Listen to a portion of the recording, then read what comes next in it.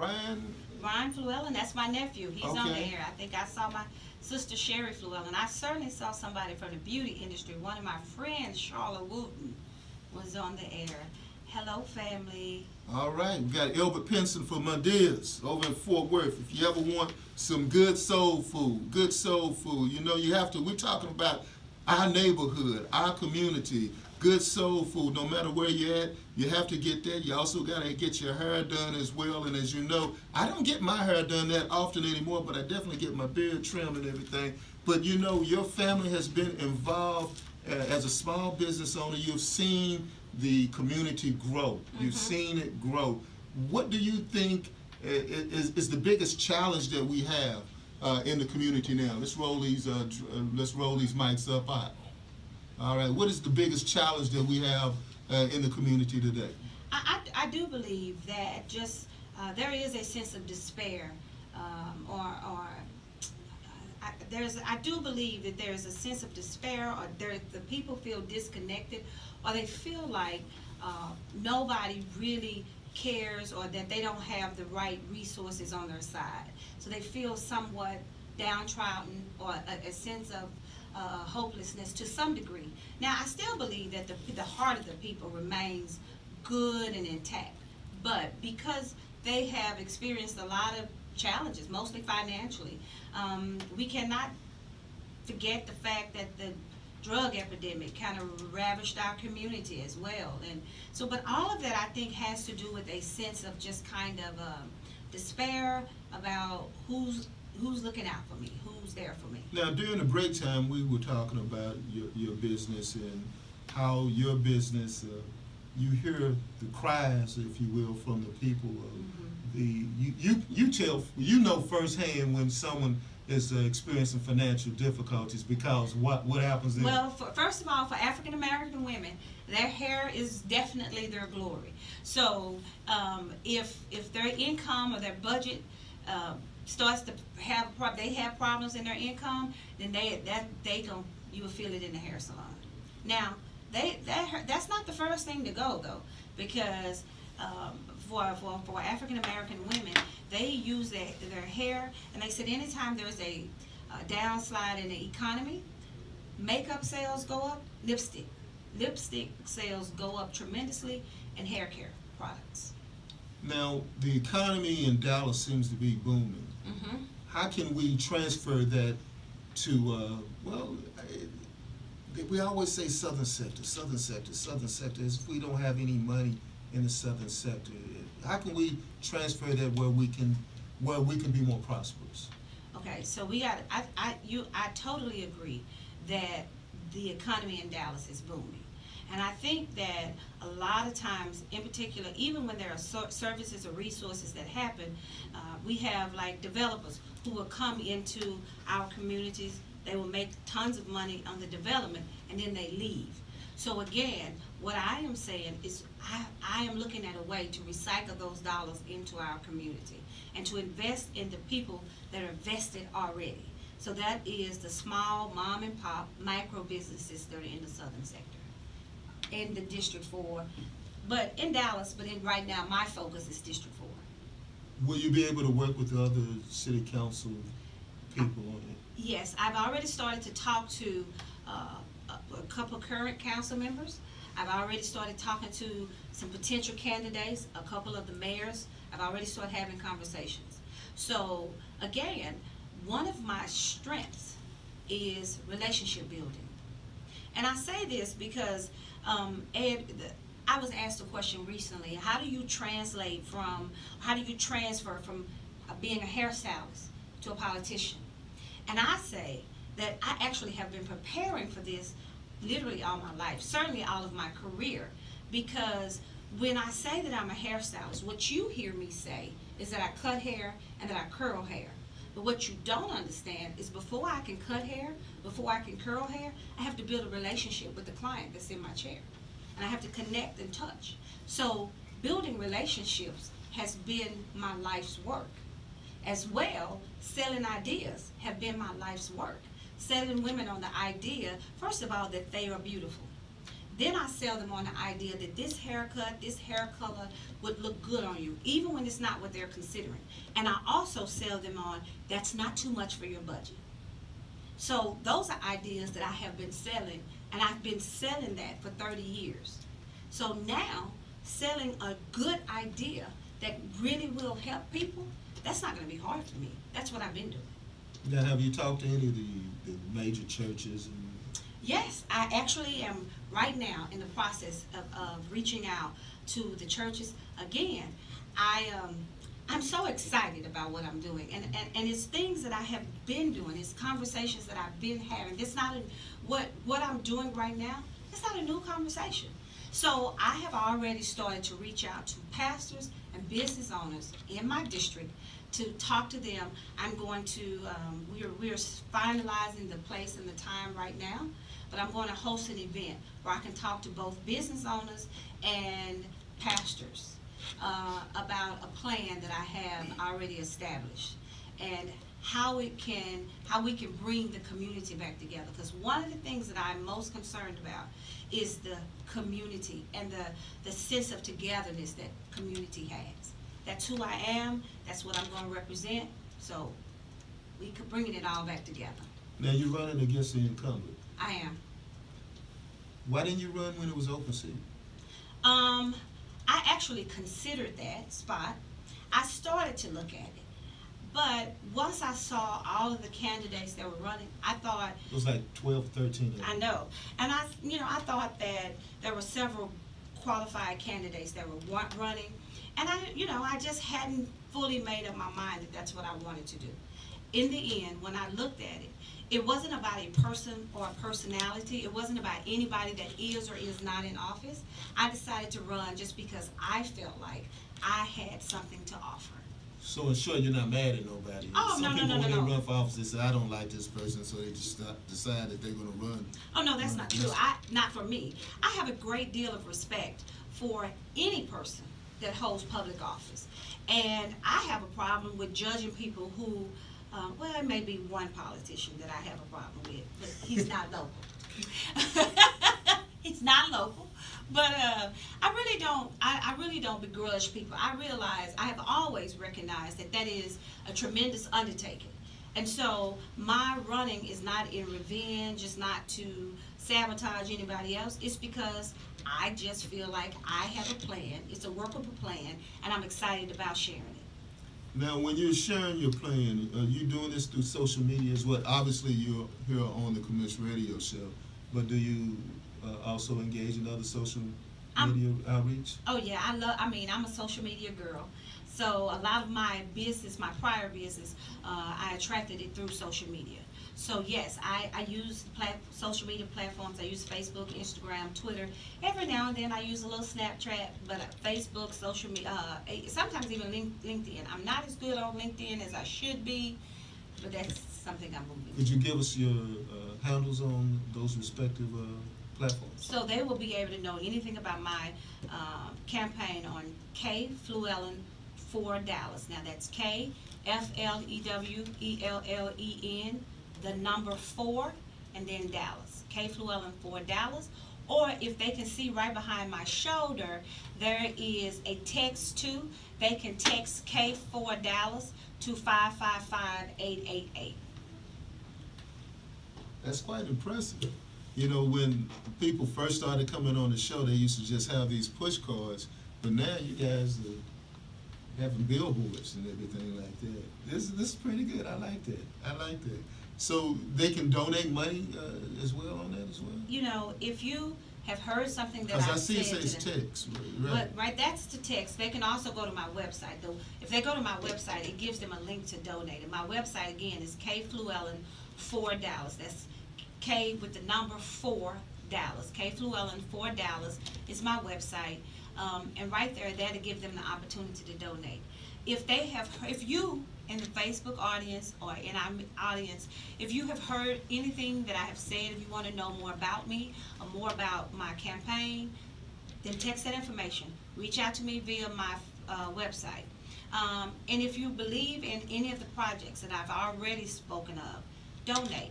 I've had a lot of people who are telling me, Kay, you are the champion for our community. We believe in you. And so what I say to those people is a campaign is a tremendous undertaking. So I would say that if you're hearing me, then go to the website, and there is no amount that's too large or too small. Well, there's no amount that's too small. So go to the website and donate. Sound like you're raising up an offer. I mean, I'm a church girl now. I am a church girl. Let's not play. I'm a church girl. So really, there's no amount that's too small. I appreciate any size donation. So do that for me as well, and help me continue with the energy that I've had, because I have felt you. I have heard all of the, Kay, we're with you, and I believe that you are. And so I just need you to kind of give me that extra little push. 50 years in the community, an extra push. That's a long time of community service. What's next once you're on the city council, if you're on the city council? I will be on the city council. What would you do when you came back to District 4? What would be the first thing you would do once you're on city council? Well, there are a couple things. Right away, I want to, like I said, strengthen a small business, stabilize a small business. Again, that's a project that I am ready on day one to start promoting and to start activating. Again, I have my partnerships in place. We're ready to go. Okay, let me ask you about the Citizens Police Review Board. Okay. Are you in favor of a Citizens Police Review Board, one that's strengthened? Because right now, the one that they have now is really, they just take a note and say this bad thing happened to you, and they move on. They don't do anything beyond that, really. What would you be in favor of one? Yes, I would.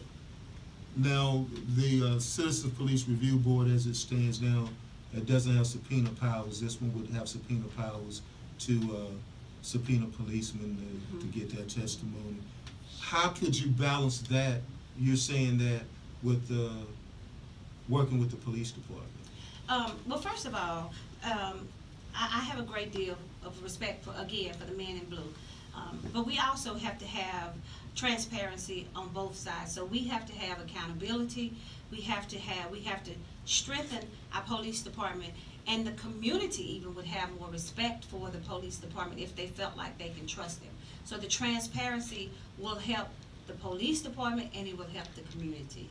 So just by having those citizens there that can, and just giving us just a little bit more power. We're not trying to say that the city needs to usurp power. I want the police officers to do their job. We love them, we need them, but we also need them working for the people. Now that we've covered the Citizens Police Review Board, I want to ask you about food deserts in the District 4. How can we provide more grocery stores? So those things that drive people to say their community's vibrant. In some portions of the district, that's not a happening thing. You're correct. I actually, Councilman Casey Thomas, I actually sat down and had a long conversation with him about the process of bringing a grocery store to his district. And because before I started out making promises about what I would want to do or like to do, I wanted to understand the full process of what it looks like. So I've already kind of started in that process. I absolutely think that we need a better, more grocery stores in our district. I believe that because we want to create healthier people. We want all of us to have access to good quality food, vegetables, and not to say that we don't, but we want it to be convenient for us, just as a box of chicken is convenient for us in Oh, that's very convenient. It's one in every block. It seems like it's one in every block. Now, one of the things that's not at every block is health care. Well, unless of course you're looking for the dialysis places that appear to be on every block as well. What can we do to make sure that our community is more vibrant and healthy? You touched a little bit on that before, but what can we do about that? So first of all, there are going to be two touch points for me always. I am very passionate about youth, and I'm very passionate about seniors. I have an aging mom who is suffering from dementia. So I am very, very passionate about seniors, in particular disabled seniors, but I'm very passionate about seniors. I'm very passionate about youth. So one of the things that we can do to have a healthier community is start at an early age. So the first thing, as we talk about something else that's in the news, the teen curfew, I want to give them outlets where they're not on the street, and that we can have them more in more recreation centers. We can involve them more at an earlier age in athletics and sports, and keeping them fit. And as well, earlier on, like former First Lady Michelle Obama was very concerned about how our children are, the habits that they're developing at an early age. That's something that I'm interested in. I pay very close attention to her campaign, and that's something that I'm interested in, is the habits that we teach early as far as healthy lifestyle, healthy living, and then creating environments that encourage healthy living and being active and fit. Now, you had mentioned your mother in her elder age, and you had also mentioned the youth as well. As we talk about youth, and as we talk about youth, charter schools, Mm-hmm. are you in favor of charter schools or not? That seems like there's one on every corner too. Charter schools seems to In be the southern prevalent. sector, they always use the word southern sector. I wish they'd stop saying it, because every time they say southern sector, I know what that means. Well, let me say this. I'm a product of public school. I'm a product of DISD. And I am extremely fond of public school. I celebrate, I push, I encourage public school. So anything that we can do to strengthen our public schools. Now, we recognize that charter schools are present, and obviously there's a reason why the charter schools came. I say, because I happen to be a fan of public schools, if we can strengthen public schools, find out, what is the problem or why people seem to want to leave and go to the charter schools. If we really fix our public schools, charter schools won't really be a real conversation we have. Impressive. I'm glad you asked that. I'm glad you answered the question, because it seems that there, like I said before, it's a proliferation of charter schools in the southern sector, whereas in North Dallas, there's not that many in comparison. When you are running for office and you are doing your walking in the neighborhood and everything, are you getting your rest and everything? Yeah, I take care of myself. I do. I have, like I said, my family, in particular my sister and I, really share the responsibility for my mom. So whenever I do, I take at least 1 or 2 days a week where I spend the evenings with her. And that's a good time to we talk. She and I both talk, fall asleep, take a nap. So yes, I rest every night, but in particular when I take the 2 or 3 couple nights a week to just sit still and be with my mom. That's a very peaceful place. Her spirit is great. In the closing minutes that we have, Mm-hmm. and we had a lot of touch points. Mm-hmm. You mentioned charter schools a minute ago, charter schools versus public schools, health, education, which again is the school system, and the Citizens Police Review Board. Is there anything else you'd like to tell the people of District 4 why we should vote for it? As I have said before, I have had the privilege for the last 30 years of working in District 4. In doing so, I have talked to hundreds, thousands literally, of clients and people in the district, around the district. And every person who sat in my chair, I've talked to them about what matters to them most. I've talked to them about their families, their children, what really matters to them. And in doing so, I have decided that I will respond to your voice. Now, as I move forward, and when I'm elected, I plan to continue to do that. I will do that through an outlet that I will call Beauty Shop Talk or Barbershop Talk. Quarterly, I want to meet with the citizens, possibly monthly. I want to meet with the constituents of District 4 and have a roundtable-like discussion, much like we do in the barbershop and the beauty salon. I have been hearing you. I have been listening to you. But even at that, I don't know it all. And I can't do it without hearing from you.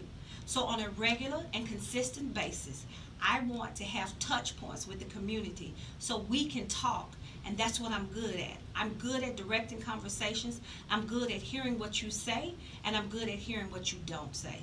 I am going to be touchable, accessible, and that's why I am running, because I represent a new brand of leadership. All right, thank you. I appreciate it. We have one question that I don't want to ignore because it's the last one there. It says, yes or no, do you support charter schools? Actually, I said that I am a fan of public schools, but charter schools do exist. So because they exist, I believe that students deserve options.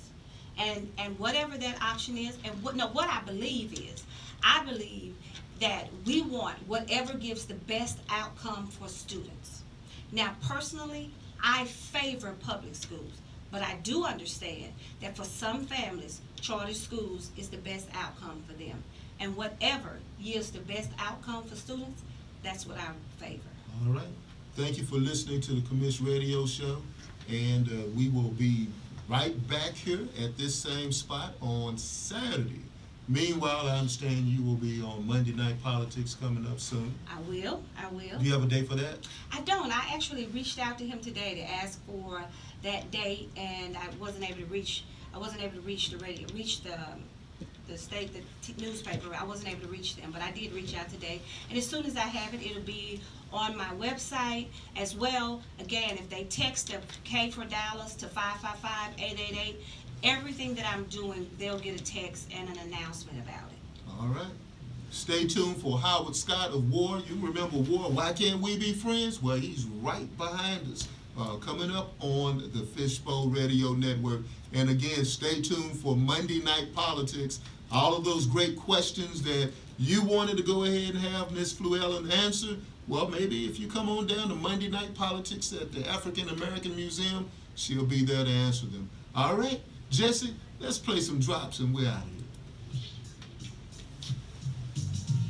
This is Ed Gray of the Commish Radio Show. You can catch us now on Wednesdays, 5 to 6 in the rainbow, followed by Howard Scott of the Howard Scott I know Show. when the mics Why hot. can't we be friends? On the Fishbowl Radio I know when they're not hot neither. Wait a minute, hold on, the mic ain't hot. Okay, cut. Network.